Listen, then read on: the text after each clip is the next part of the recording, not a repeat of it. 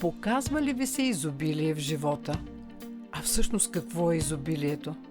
То не е само пари или вещи. Изобилието е усещането, че имаш всичко необходимо.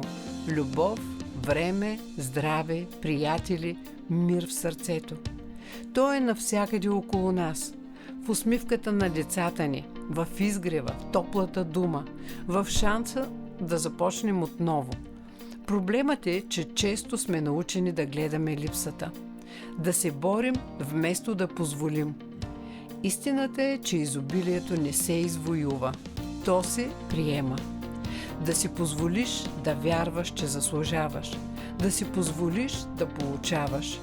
Да се отвориш за доброто, което светът ти дава всеки ден.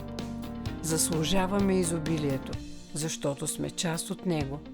То е в природата ни, в нашата енергия, в начина, по който обичаме и създаваме. От теб зависи, ще гледаш ли липсата или ще приемеш подаръка. Изобилието вече е тук. Просто отвори сърцето си.